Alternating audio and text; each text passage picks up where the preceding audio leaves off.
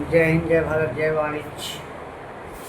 आज हम class 12 economics अधिकांश के बैंकिंग के पोर्शन के अंतर्गत पार्ट के अंतर्गत हम देखेंगे सेंट्रल बैंक के कार्ड, केंद्रीय बैंक के कार्ड। जो हम केंद्रीय बैंक के कार्डों को देखे थे इसके पिछले वीडियो में, पहला कार्ड देखे थे निर्गमन तथा नियंत्रण संबंधित कार्ड और दूसरा देखे थे आर्थिक विकास संबंधित कार्य। तो इसमें हम पहले कार्य के बारे में अध्ययन करेंगे इस वीडियो में। आइए देखते हैं पहला कार्य क्या है। पहला कार्य निर्गमन तथा नियंत्रण संबंधित कार्य, इशू एंड रीजनल फंक्शन। पहला है इसमें निर्गमन एवं नियंत्रण संबंधित कार्य केंद्रीय बैंक के जो हैं। पहला है कागजी मुद्रा के निर्गमन का एकाधिकार, monopoly of the note issue. Monopoly of the note issue. हमें पता है कि केंद्रीय बैंक को, किसी भी देश का जो केंद्रीय बैंक होता है, सेंट्रल बैंक होता है, उसे ही नोट निर्गमन का एकाधिकार प्राप्त होता है। बाकी बैंकों को यह अधिकार नहीं है कि जो कमर्शियल बैंक है उन्हें अधिकार नहीं है कि वो नोट निर्गमन कर सके, ठीक ना। भारत में जो नोट निर्गमन का कार्य करता है वो मेरा आरआरबी है, reserve bank of India. Reserve bank of India के द्वारा किया जाता है नोट निर्गमन। अब हम देखते हैं, जानते हैं कि सबसे पहले 1884 में मेरा बैंक ऑफ इंग्लैंड को नोट निर्गमन का एकाधिकार सौंपा गया था। सबसे पहला 1884 में बैंक ऑफ इंग्लैंड को क्या कहते हैं, नोट निर्गमन का अधिकार सौंपा गया था। उसके बाद 1884 में ही फ्रांस में, ठीक 1885 में मेरा जर्मनी में, ठीक ना, और 1897 में मेरा स्वीडन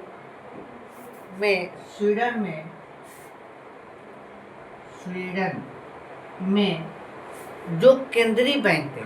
1884 में सबसे पहले हमको बैंक ऑफ इंग्लैंड को नोट निर्गमन का अधिकार दिया गया। फिर उसके बाद फ्रांस का जो केंद्रीय बैंक था उसको दिया गया। 85 में जर्मनी का जो केंद्रीय बैंक था उसको दिया गया। 87 में स्वीडन का जो बैंक था केंद्रीय बैंक, उसको नोट निर्गमन का अधिकार दिया गया। ऐसे ही ये परंपरा चलती आई और बाद में जाके यह अधिकार हर देश के केंद्रीय बैंक को दिया जाने लगा, ठीक ना। तो पहला मेरा काम क्या है कि केंद्रीय बैंक का वो है कागजी मुद्रा के निर्गमन का एकाधिकार, ठीक ना। जो नोट निर्गमन होते हैं उस पे हर देश के केंद्रीय बैंक के द्वारा ही निर्गमन किया जाता है, ठीक ना।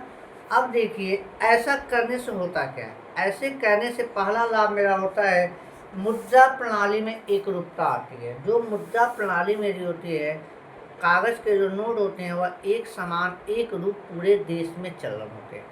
मान लीजिए हर कमर्शियल बैंक अलग अलग मुद्रा का संचालन करे तो क्या होगा, तो हर देश में जितने कमर्शियल बैंक होंगे वह अपने तरीके से पत्र मुद्रा का निर्गमन करेंगे। उनका रंग, कलर, साइज दोनों सब क्या होंगे, भिन्न अलग हो जाएंगे, जिससे क्या होगा, जनता को नोट को स्वीकार करने में कठिनाइयाँ होंगी।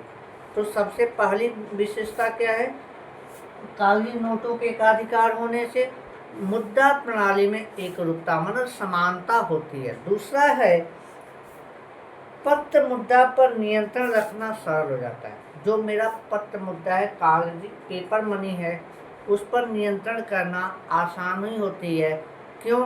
क्योंकि सेंट्रल बैंक जब पत्र मुद्रा का निर्माण करेगा तो सेंट्रल बैंक सरकार का बैंक होता है और सरकार के दिशा अनुसार हम कागजी मुद्रा को क्या करेंगे, नियंत्रण कर सकते हैं। उसको जब चाहे बढ़ा सकते हैं, जब चाहे घटा सकते हैं, ठीक है। सरकार के द्वारा ऐसा किया जा सकता है। अगला हो सकता है, इससे देश में मुद्रा में जनता का विश्वास बढ़ जाता है। जब सेंट्रल बैंक के द्वारा पत्र मुद्रा का निर्गमन किया जाता है, कागजी मुद्रा का निर्गमन किया जाता है, तो जनता का विश्वास नोटों के प्रति बढ़ जाता है, जिससे जनता नोट को लेने से के लिए तैयार होती है, ठीक ना।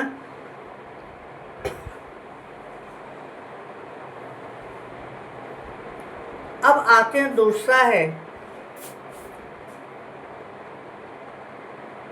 सरकार का बैंकर, एजेंट एवं वित्तीय परामर्शदाता। सरकार का बैंकर, एजेंट एवं वित्तीय परामर्शदाता, banker, agent and financial adviser to the government. केंद्रीय बैंक सरकार के लिए एक एजेंट के रूप में काम करता है, एक बैंक, विशेष बैंक के रूप में काम करता है, ठीक ना। वित्तीय एडवाइजर, फाइनेंशियल एडवाइजर, वित्तीय परामर्शदाता के रूप में कार्य करता है, अर्थात वित्त से संबंधित जो परामर्श होते हैं उससे संबंधित कार्य करता है। किसके लिए? गवर्नमेंट के लिए। अब इसके अंतर्गत कुछ पॉइंट हैं। पहला है सरकार का बैंकर। जो केंद्रीय बैंक होता है वह सरकार का बैंक होता है, सरकार के दिशा निर्देश पे काम करता है, ठीक ना। और जो सरकार को जो जरूरत होती है मुद्रा प्राप्त करना या मुद्रा को क्या करते हैं, जनता तक लाने का काम या जो भी काम होता है बैंक, केंद्रीय बैंक का सरकार की तरफ से यह काम किया जाता है। केंद्रीय बैंक के द्वारा ही सरकार जो भी जनता के लिए मुद्रा से संबंधित काम करना चाहती है वह किसके द्वारा किया जाता है? सरकार, केंद्रीय बैंक के द्वारा। इसलिए सरकार के बैंकर के रूप में होता है। अब इसके अंतर्गत देखिए क्या है। पहला है लेखा। पहला क्या है? लेखा, अकाउंटिंग। बैंकों क्या कहते हैं, सरकार के द्वारा जो भी लेन देन होते हैं उसका लेखा करना, अकाउंटिंग करना, एक किसका काम है? केंद्रीय बैंक का ही काम होता है, ठीक ना। अगला है भुगतान। सरकार के तरफ से जो भी भुगतान करना होता है, ठीक ना, उसका भुगतान, पेमेंट केंद्रीय बैंक के द्वारा ही किया जाता है। अगला है टैक्स, कर। कर का निर्धारण किस रूप में, कर कितना लगाना है, कैसे लगाना है, इसके बारे में निर्धारण करने का काम भी कौन करता है? केंद्रीय बैंक करता है। अगला है ऋण। सरकार को अगर ऋण की आवश्यकता होती है, चाहे विदेशी ऋण, विदेशों से ऋण लेना हो, चाहे देश के अंदर जनता से ऋण लेना हो, तो उसके संबंध में किस तरीके से ऋण का प्रावधान किया जाए, ऋण कैसे प्राप्त किया जाए, इसके बारे में क्या कहते हैं, दिशा निर्देश या ऋण प्राप्त करने का माध्यम जो होता है कौन होता है? केंद्रीय बैंक ही होता है। अगला है ऋणों का भुगतान।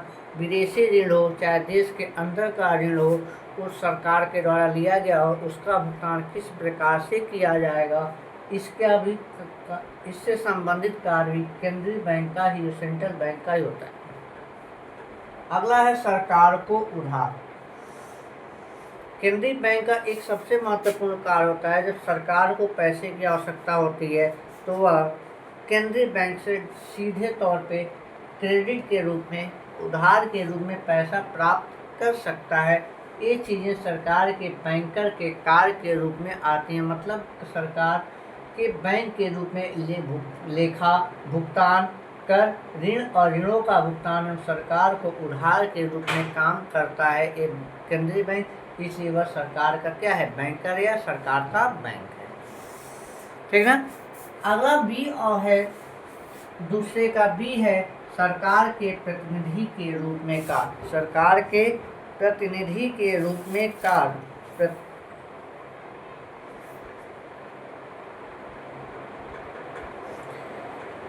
सरकार के प्रतिनिधि के रूप में कार्य के मतलब सरकार को किसी भी विदेशी किसी भी विदेशी संस्था से या विदेश से कोई भी आर्थिक समझौता करना हो, ठीक ना, कोई आर्थिक परामर्श लेना हो या आर्थिक संबंध बनाने हो जिससे देश की आर्थिक विकास किया जा सके, इकोनॉमिकल कंडीशन को अच्छा किया जा सके, बेटर बनाया जा सके, तो उसके लिए क्या करता है, केंद्रीय बैंक प्रतिनिधि के रूप में कार्य करता है, ठीक ना, एजेंट के रूप में कार्य करता है, किसका, सरकार की तरफ से, और उन्हें परामर्श देता है कि किस तरीके से हम अपने देश से विदेशी देश के साथ हम अपना समझौता अच्छा कर सकते हैं, जिससे हमारे आर्थिक विकास अच्छे तरीके से होगा।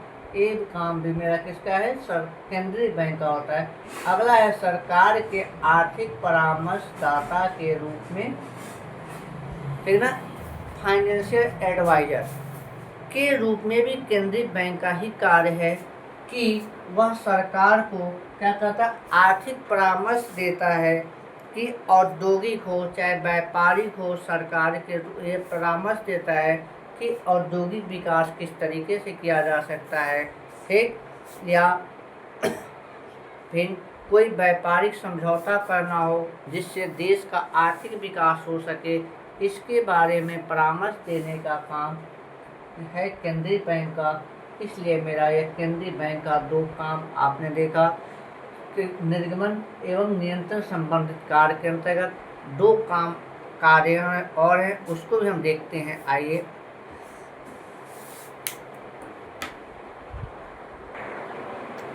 हाँ, अब जो शेष काम है निर्गमन एवं नियंत्रण संबंधित कार्य के अंतर्गत केंद्रीय बैंक के, उसमें तीसरा काम है बैंकों के बैंक के रूप में का।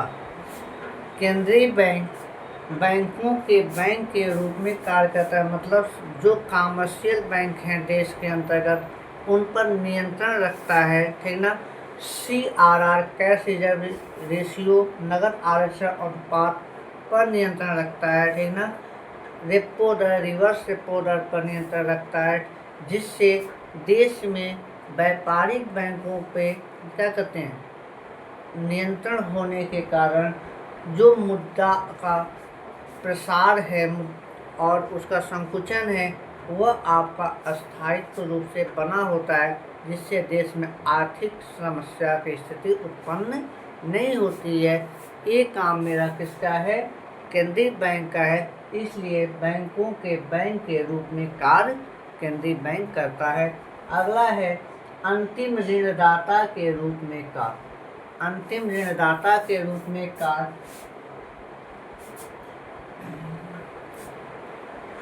के रूप में व्यापारिक बैंक का काम यह है कि जब किसी व्यापारिक बैंकों को केंद्रीय बैंक का काम अंतिम ऋणदाता के रूप में यह है कि जब सहयोगी बैंक जो हैं, मतलब जो कमर्शियल बैंक आपके केंद्रीय बैंक से जुड़े हुए हैं, उसके अंदर का उसके नियंत्रण के अधीन है, उन बैंकों को अगर किसी प्रकार की ऋण की प्राप्ति नहीं होती है, क्रेडिट नहीं मिल पाता है कहीं अन्य क्षेत्रों से, तो उन्हें ऋण देने का काम यह केंद्रीय बैंक करता है। अर्थात व्यापारिक बैंक जो कमर्शियल बैंक हैं वह ऋण किससे प्राप्त कर सकते हैं, सीधे तौर पे, अगर कहीं और से ऋण की व्यवस्था न हो वह केंद्रीय बैंक से प्राप्त कर सकते हैं। इसलिए अंतिम ऋणदाता के रूप में इसका कार्य है। अगला है विदेशी विनिमय कोष का संरक्षण। विदेशी विनिमय कोष का संरक्षण। द बैंक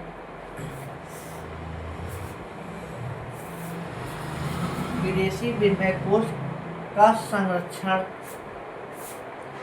मतलब ये है कि जो विदेशी विनिमय से संबंधित जो भी चीज़ें हैं, विदेशी प्रतिभूतियाँ हैं, चाहे विदेशी बिल हैं, उनको संरक्षित करने का काम, उन्हें रिजर्व के रूप में रखने का काम किसका है, व्यापारिक बैंकों का, केंद्रीय बैंक का, सेंट्रल बैंक का होता है, ठीक ना।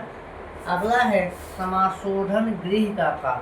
समाशोधन गृह मतलब जब किसी देश के अंतर्गत जितने कमर्शियल बैंक हैं या कमर्शियल बैंकों के जो ब्रांचेज हैं वह आपस में जो ट्रांजैक्शन करते हैं, मुद्रा का लेन देन करते हैं, उनका जो क्रेडिट और डेबिट का बैलेंस है उसको इक्वल करने का काम केंद्रीय बैंक का होता है। उसका समाधान कौन करता है? केंद्रीय बैंक करता है। इसी को हम समाशोधन गृह का कार्य के अंतर्गत जानते हैं। यह काम किसका है? केंद्रीय बैंक का है। अगला काम है मेरा साख नियंत्रण।